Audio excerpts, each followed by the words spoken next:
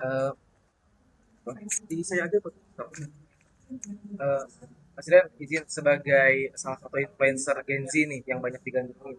Pandangan terhadap Hari Pendidikan Nasional tahun ini bagaimana? Ya, satu bahwa kita udah nggak tahu ya berapa tahun udah merayain pendidikan, tapi bagi kita Hari Pendidikan itu bukan sekedar perayaan, tapi undangan untuk sebenarnya kita bergerak untuk sesuai dengan tujuan pendidikan kita masing-masing. Dan kita menghidupkan sebuah mimpi tentang bagaimana anak muda tuh kembali ke tanah airnya mereka, kembali ke akarnya mereka. Jadi kayak kita hidupkan lagi soal cerita-cerita filosofi fundamental dan apa aja yang mesti kita kuatkan sebagai pondasi sebelum kita mau take off. Jadi kayak jangan sampai karakter budi luhur itu dilupain gitu. Nah itu yang pengen kita coba gaungkan di hari raya pendidikan ini. Oke, Itu sih kalau dari itu. Mas sedikit terkait berbagai isu-isu pendidikan yang belakangan ini bergulir nih. Hmm. Dimulai dari pelecehan seksual di tingkat kampus, kemudian gaji guru honorer yang lebih kecil daripada orang-orang yang BG, kemudian juga terkait penghapusan prodi itu pandangannya dari Mas Rian bagaimana nih? Lebih ke arah ya setiap apa ya setiap pemimpinan kan dia punya cara mereka sendiri untuk bagaimana sudah menunjukkan intervensinya kemana. Cuma kayak kita bisa melihat bahwa sejauh apa pemerintah serius gitu. Dan banyak memang yang kayak kita masih melihat misleading, terutama informasi. Aku selalu highlight soal yang diterima masyarakat itu tuh hanya sepotong-potong aja. Kemudian itu direvisi dan itulah yang akhirnya bikin kita kayak berantem. Jadi yang pengen aku coba tunjukkan adalah ayo kita lihat narasi itu tuh lebih jauh utuh gitu, bukan hanya pecahannya sehingga kita bisa jauh lebih objektif dan melihat apa sih yang sebenarnya terjadi.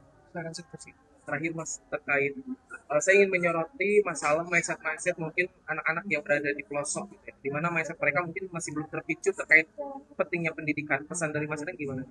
Satu bahwa harus dimulai dari sekarang. Kesadaran itu tuh harus dipupuk dengan sustain attention. Gitu. Jadi jangan sampai hilang fokus dan untuk menjaga attention itu untuk terus ada adalah dengan selalu serius melakukan apapun yang teman-teman inginkan. Gitu. Saya rasa itu. Terima kasih ya. Atau misalnya kabur, nah kecemasan biasanya muncul di ruang-ruang itu. Dan lanjut lagi, Viktor Frank bilang stimulus terus ada respon. Ada tengah-tengahnya nih. Tengah-tengahnya adalah ruang itu. Nah, orang-orang yang cemas, kenapa saya bilang sering disalahpahamin karena dianggap bahwa ya hal yang bisa diubah menjadi sebuah kekuatan ada yang neurotik. Yang ini nih yang mungkin ketika teman-teman ya, takut dijudge terus apa lagi? Gak pede terus takut dihujat apalagi di sini dari kecemasan. Jadi teman-teman akan diajak menyelam. Apa sih yang bikin saya cemas hari-hari ini? Satu dua tiga, satu dua tiga, satu dua tiga. Bukan sendiri kalau teman-teman ambil keputusan baik. Orang-orang yang berani mengambil keputusan sudah pasti.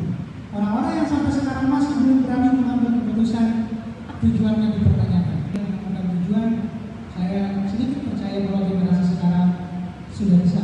Terus, maka kalian ada ruang untuk memilih ini saya bisa ambil atau enggak. Dan itulah filsafat sebenarnya. Keberanian kita untuk mendalam, nanti kebijaksanaan pelan-pelan muncul tuh. Dan itu yang saya pelajari sampai bukan tembok yang memenjarakan kita yang jangan. Jadi kemasan teman-teman hari ini menjadi sebuah kebiasaan. Itulah kenapa distribusi lahir, itulah kenapa konten saya lahir itu dimulai dari cemas, dimulai dari perasaan, tapi yang bukan mengundang di sini, tapi yang dituliskan. Bukan eksperimen. Kalau hanya konsistensi, jadinya hanya repetition. Salah. Ngapain bikin konten itu terus eksperimen teman-teman? Oke, di tengah banyaknya buku self help, mungkin ini beberapa kali pertanyaannya ada gitu. Tapi penasaran pasti pendekatan yang berbeda dari buku ini. Masih banyak lagi orang bocorannya. Kalau kita sendiri, jadi kita mesti kolektif, kita mesti gotong royong kalau bahasa kita. Segmen kedua muncul akhirnya setelah kita tahu akar dari kecemasan, tumbuh dari akar. Pertama kali dalam sejarah NKRI kita sahkan Undang-Undang Perlindungan Pekerja Rumah Tangga. Saudara-saudara, saya terima kasih saya terharu, saya diundang di tengah-tengah saudara-saudara.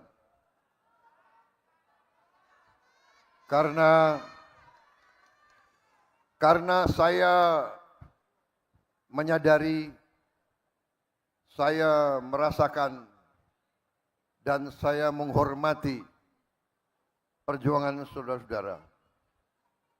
Seorang yang bekerja dengan badannya, dengan keringatnya, dengan tangannya adalah seorang yang mulia. Seorang bekerja dengan halal. Seorang berjuang untuk anaknya, untuk istrinya. Tiap hari seorang yang bekerja dengan jujur. Pengalaman saya,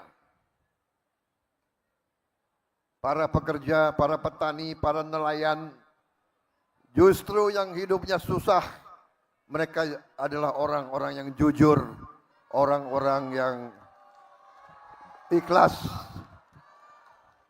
Yang saya sedih, orang semakin tinggi pangkat, banyak yang semakin nggak jelas.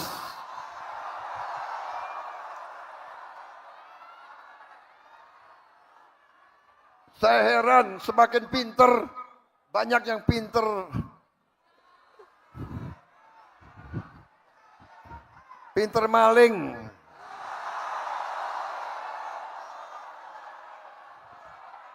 Nggak habis pikir aku, nggak habis pikir.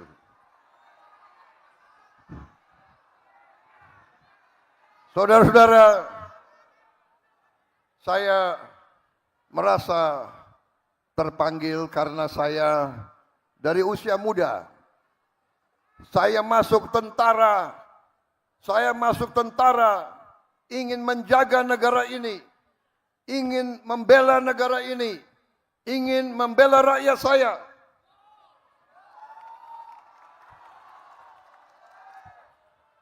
Tapi saya kaget begitu saya pensiun, saya lihat kok rakyat saya masih banyak yang susah.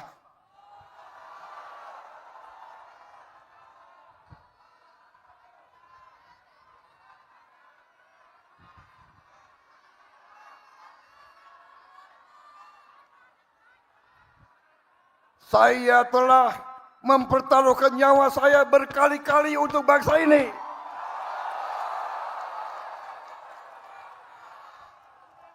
Tapi saya melihat banyak elit-elit yang curi uang rakyat.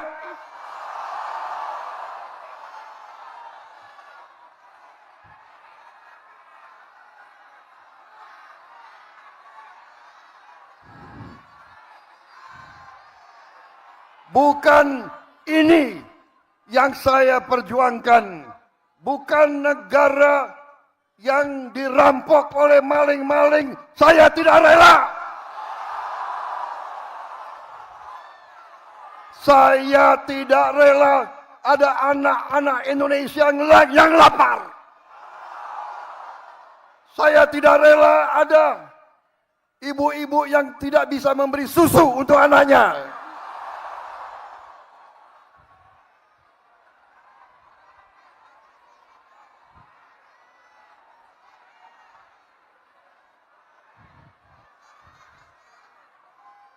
Saya tidak rela pejabat-pejabat pemerintah yang diberi kepercayaan oleh rakyat justru bekerja sama dengan pengusaha-pengusaha brengsek.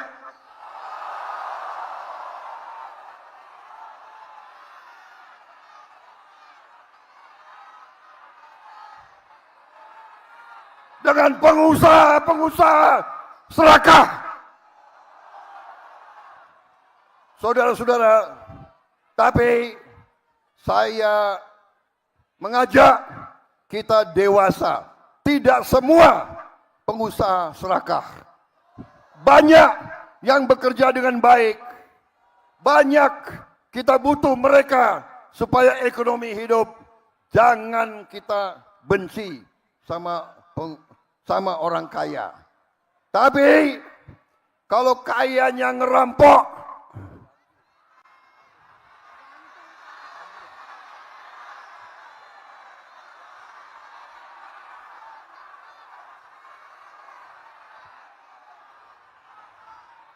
saudara-saudara sekalian, saya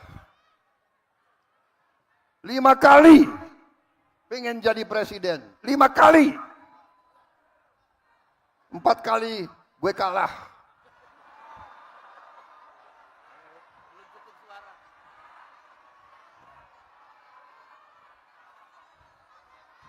Tapi saya merasa buruh tani dan nelayan selalu bersama saya, saudara-saudara. Hanya kita tahu kadang-kadang mereka lah banyak akal. Tapi gak apa-apa. Akhirnya saudara memberi mandat kepada saya. Dan percayalah, saya akan memberi segalanya untuk membela rakyat saya.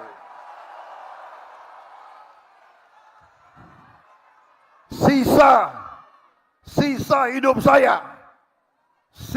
hidup saya adalah untuk rakyat saya, saudara-saudara sekalian.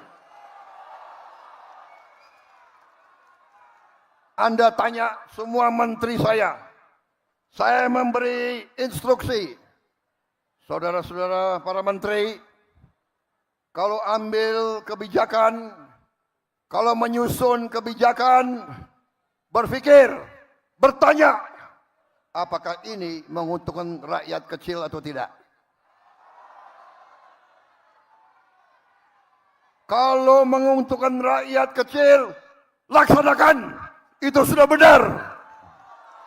Nggak usah ragu-ragu. Saudara-saudara sekalian, bagaimana ini ada pidato yang bagus sudah disiapkan? Perlu saya bacakan? Ini udah bagus ini.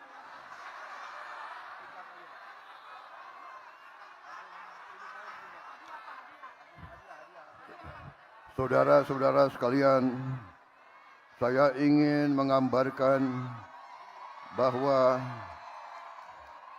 ini sudah dibikin nih pidato, gue baca ya.